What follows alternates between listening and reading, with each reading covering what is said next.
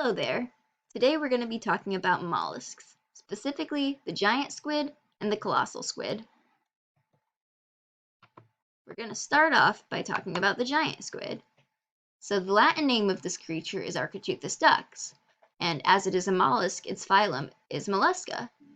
Architeuthidae is the family name of the giant squid too. Now, as you can see here, we have our giant squid diagram, and now we're going to talk about all these specific parts. So first we have the two feeding tentacles, which, as you can see here, basically double its entire body length.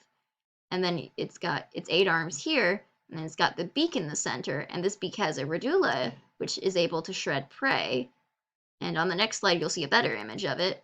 And then you've got the eye here, which is very big, the mantle, the funnel, stabilizing fin, and here's what its tentacular clubs look like. So yeah, it's pretty long, pretty giant. And both its tentacles and the arms have 2 rows of toothed suckers on them. And as you can see in the image, this is what the beak looks like. The radula is pretty spiky right there. And because their eyes are so big, giant squid are able to see better in the deep ocean because of absorbing light in their eyes. And liquids are able to be pumped through their funnel for jet propulsion. And the mantle also has rear fins for locomotion and 2 gills for breathing.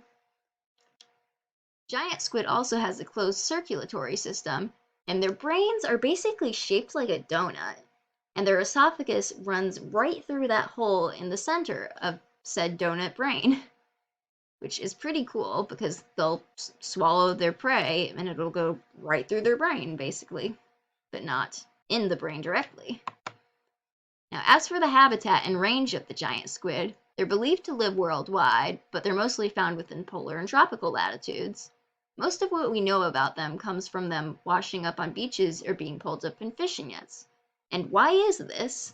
This is because they live at depths between 1,000 to 2,000 feet, which is like within the twilight zone of the ocean, and therefore we can't easily get down there, so we don't have much interaction with them, unless, say, they come up to where we are. And as you can see on the right, the distribution of the map suggests they prefer continental and island slopes. But so little is known about this creature, so they could of course frequent other deep-sea habitats as well.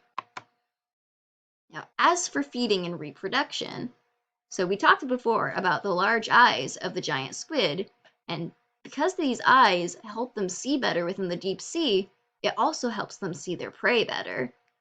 And their long feeding tentacles can shoot out quickly to sneak up on and capture prey that they see.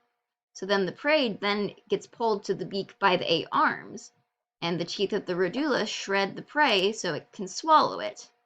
Findings in the stomach of washed-up giant squid also show that they probably mostly eat deep-sea fish, other squids, and sometimes they'll swim up into shallow water to quickly attack a school of fish and then swim back down to safety.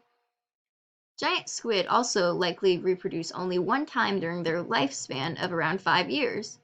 The male giant squid injects spermatophores directly into the arms of the females they come across.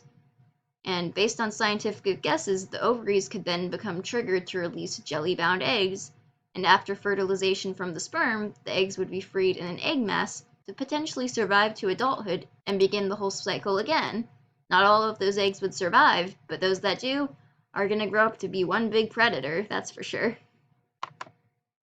But speaking of predators, does the giant squid have predators? They do have predators. It's hypothesized that they do have very few predators in the deep depths of the ocean, though, because of their huge size. But sperm whales and sleeper sharks are 2 of their known predators.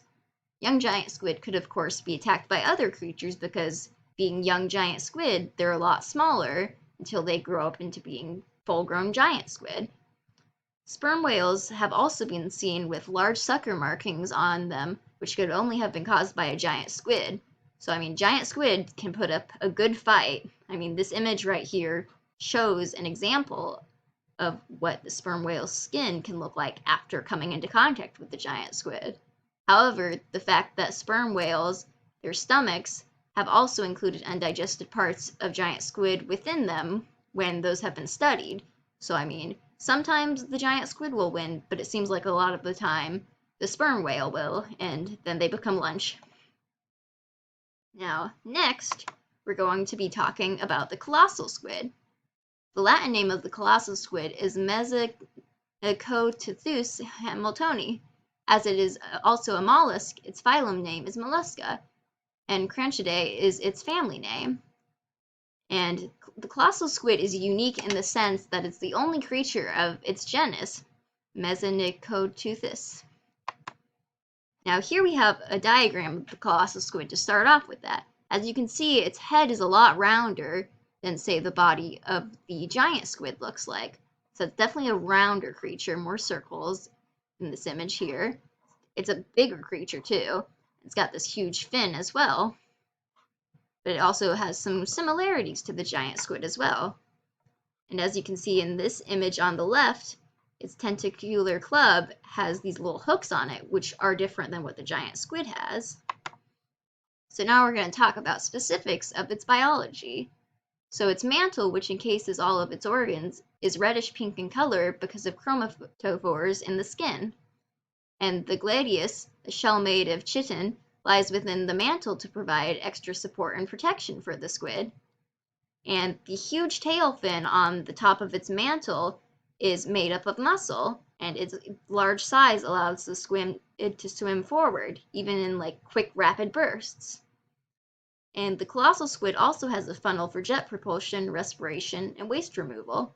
And it also has a beak within its 8 arms, and this can grind up its food, and it has the largest known eyes in the whole animal kingdom. So as you can see, there's a pattern with the 2 squids. They both have really big eyes, and they also both live pretty deep. And as for the arms of the colossal squid, they have several serrated suckers and hooks. And there are 2 feeding tentacles which at their ends have hooks that can rotate over 360 degrees. Now, as for the habitat and range of the colossal squid, they've been found in waters of the Antarctic. However, they may even be found as far north as New Zealand. They're deep-sea creatures, and they live below 3,000 feet underwater, so they live much deeper than the giant squid is known to live, and this makes it incredibly difficult to gather data on them. And the diagram here on the right shows the locations of occurrences of colossal squids based on studies of predator diets and when they've been found in nets. Now, how does the colossal squid feed and reproduce? While no one has seen them catch their prey, it's likely the colossal squid have their arms and tentacles held up over their heads as they swim around in a cockatoo position. And that way, their eyes are able to better see prey that they're going to catch with their tentacles to eat. And they're known to prey on large fish like the toothfish. And even a colossal squid displayed at the Museum of New Zealand Te Papa was brought up in long lines a toothfish had been attached to. Females are also known to be bigger than males, and the male squids have a penis. But no mature colossal squids have been studied or seen by humans, so scientists don't have any information on how they reproduce. They can make educated guesses, but we don't know anything about their reproduction at the moment. Now, do they have any predators?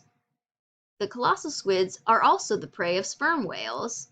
Pieces of their bodies have been found in sperm whale stomachs, much like the giant squid.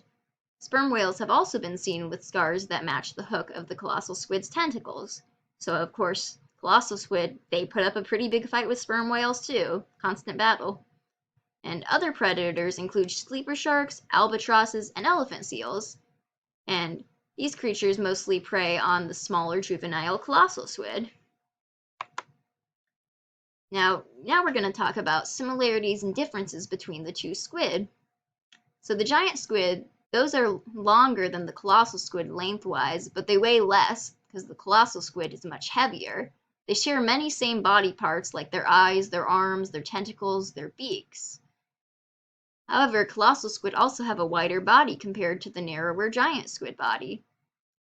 Giant squids have suckers at their tentacles, while colossal squids have more hooks. And those are both used to attack prey, and both squid pull the prey to their beaks and grind them up to eat them. Colossal squid are found only in polar seas and the Southern Ocean, but giant squid are found worldwide, mostly in the Atlantic and Pacific Oceans. Both are hunted by sperm whales and sleeper sharks.